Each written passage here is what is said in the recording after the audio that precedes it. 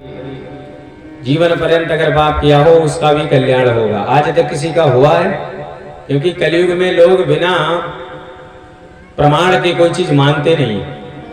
सबसे पहले कहेंगे कि ये बताओ, हमसे प्रैक्टिकल करा रहे हो, इसके पहले किसी ने किया है कि हम ही से श्री गणेश कर रहे हो? पहले ये बताओ, आज तक किसी का कल्याण हुआ है? तब कहते हैं आत्मदेव पुरे तस्मिन् सर्ववेद विशारदा। तुंगभद्रा नदी के तट पर एक पंडित जी रहते थे, पंडित आत्मदेव शर्मा। इनकी पत्नी का नाम था धुंधली देवी। पंडित जी तो बड़े सरल स्वभाव के, लेकिन पंडितायन उतने खतरनाक। लोक वार्ता रता क्रूरा प्रायसो बहुजल्पिका। व्यास भगवान कहते हैं कि जब तक दो चार लोगों में पड़ोसन में झगड़ा ना करवा दे पंडितायन, तब तक उसका भोजन ही हजम नहीं होता था, बीमार रहती थी। और पंडित जी बेचारे उससे भी निर्वाह कर रहे हैं। अब धीरे धीरे समय व्यतीत होता गया। दोनों दंपति के मन में केवल एक कष्ट, कोई संतान नहीं। बरसों बीत गए। एक गैया को भी बांध रखा है, वो भी बांझ है, उसके भी कोई बछड़ा बछड़ी नहीं हुई। तुलसी का तरवर लगाते हैं, वो भी सूख जाता है। ये हमारे कितने जन्म के पाप उदय हुए। एक दिन पंडित जी को इतनी ग्लानि हुई कि गृहम त्यक्त्वा वनम गता, घर को छोड़ करके सीधे जंगल चले गए। और जंगल में जा करके एक वृक्ष के नीचे बैठ करके स्मरण करने लगे, रोने लगे। एक महात्मा उधर से निकले। महात्मा जी ने देखा ब्राह्मण को रोते हुए, तो सोचा कि ये भगवान के लिए रो रहा है। महात्मा जी दौड़े दौड़े आए। कथम रोदसी विप्रत्वम काते चिंतावलीयसी वदत्वं सत्वरं मह्यं स्वस्य दुःखस्य कारणं। कथम रोदसी, हे ब्राह्मण देवता, काय रो रहे हो? अपने दुख का, रोने का कारण मुझे बताओ। पंडित जी कहने लगे, क्या करें महाराज, जीवन के कितने पाप उदय हुए। शादी करने को 50 साल बीत गए कि घर में बेटा बेटी नहीं हुआ। और तो और गाय बांध रखी है, उसको भी कोई बछड़ा बछड़े नहीं हुआ। ये हमारे पाप नहीं तो कौन है? संत जी ने सोचा कि हम तो सोच रहे थे भगवान के लिए रो रहा है, ये तो बेटा बेटियों के लिए रो रहा है। संत जी समझाने लगे, देखो पंडित जी, मुंचा ज्ञानम प्रजारूपम बलिष्ठा कर्मणो गति विवेकम तो समासाद्य त्यज संसार वासना। हे पंडित जी, बेटा बेटियों से तुम्हें सुख मिलेगा, ये तुम्हारा भ्रम है। अरे जानवरों के तो दर्जनों बच्चे होते हैं, कितने सुखी हैं बताओ। ये तुम्हारा भ्रम है, बेटा बेटियों से सुख नहीं मिलेगा। ये दुनियादारी छोड़ो और हमसे भगवान के लिए रास्ता मार्ग मांगो तो हम बताएंगे। पंडित जी ने कहा, वाह महाराज, आप बाबा बैरागी बेटे का सुख जानते ही क्या है?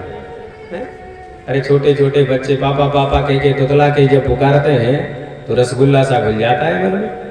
और तुम बाबा बैरागी क्या जानो बेटे का सुख? हे महाराज, हमको तो बेटा चाहिए। महात्मा जी ने कहा, भैया तेरे ललाट की रेखाओं को मैंने पढ़ लिया। क्या लिखा है महाराज? सप्त जन्मावधि तव पुत्रो नैवच नैवच। एक जन्म की तो बात करता है, 7 जन्म तक कोई संतान तुझे है ही नहीं, लिखा ही नहीं।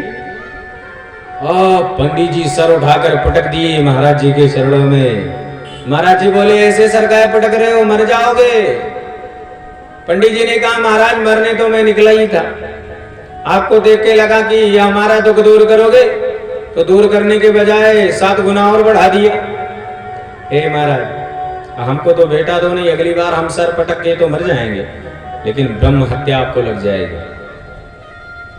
अब पंडित जी ने सोचा, महाराज जी ने सोचा, ये खामखा ब्रह्म हत्या हमने मोल ले लिया, लेना एक न देना। तो अपने मस्ती में कहां जा रहे थे, कहां ये ब्रह्म हत्या ले लिया हमने।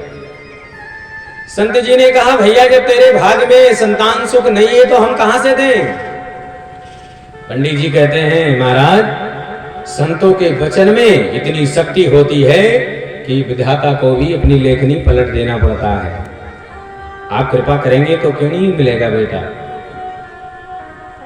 संत जी ने कहा अगर ऐसी निष्ठा है तो ब्राह्मण देवता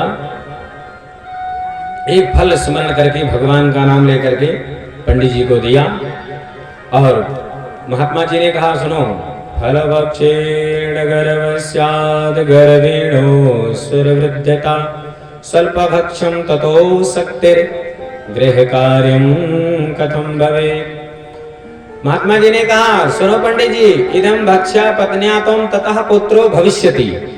अगर ये फल तेरी पत्नी खाएगी तो निश्चित बेटा होगा। लेकिन एक बात ध्यान से समझो, डॉक्टर साहब जब दवा देते हैं तो परहेज पहले बताते कि नहीं? या नहीं बताते हैं। डायबिटीज बढ़ा हुआ है, अगर आप डॉक्टर के पास जाओगे तो बताएंगे कि सुनो चावल खाना बंद करो, शक्कर चीनी आदि इत्यादि सब बंद करो, और घी तो देखो ही मत। जब व्याधि सताएगी तो परहेज पहले बताएंगे। अब आजकल तो जांच इतना लंबा चल गया महाराज कि जांच लिखने डॉक्टर साहब की 1 महीना तक जांचें कराते रहो। बोलो राधे राधे। तो महाराज जी ने कहा सुनो पहले परहेज जान लो। फल खाने से फायदा कब? वैसे डॉक्टर साहब कहते हैं ये दवा काम करेगी कब? जब परहेज करोगे तब।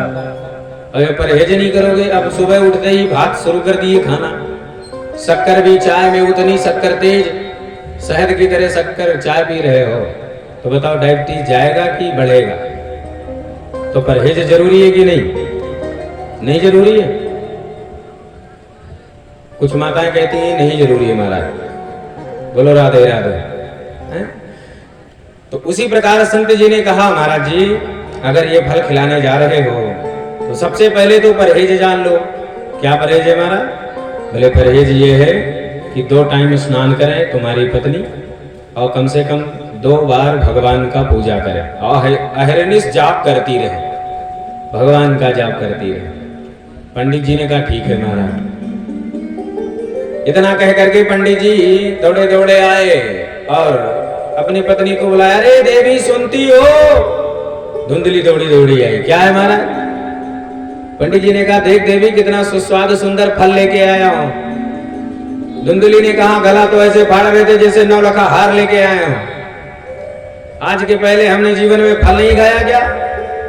इतनी तेज चिल्ला रहे थे। पंडित जी ने कहा भाग्यवान ये ऐसा वैसा फल नहीं है, ये फल खाएगी तो तेरे को बेटा होगा।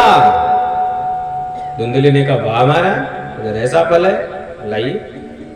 अभी मैं नहा धो करके स्नान ध्यान करके फिर मैं पाती। इतना कहकर पंडित जी चले गए। पड़ोसियों में कहने लगे सुनो सुनो 9 महीने बाद हमारे घर में भी किलकारियां गूंजेंगी, हमारे घर में खुशी आएगी।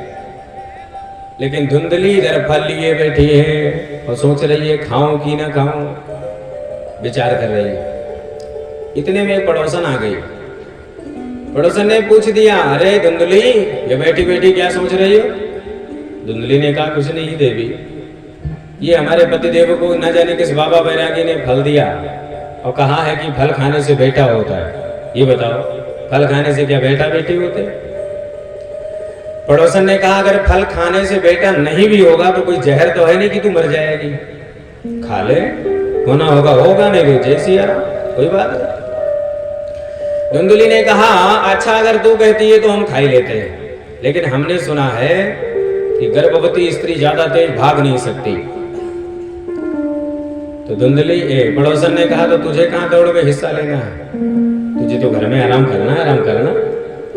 धुंधली ने कहा अगर कहीं अचानक घर में आग लग गई तब सब तो भाग के खड़े होंगे और मरना तो हमारा हो। पड़ोसन ने कहा ये उटपटांग का है सोच रही है, शुभ शुभ सोच, भगवान का नाम लेकर के फल को खा ले।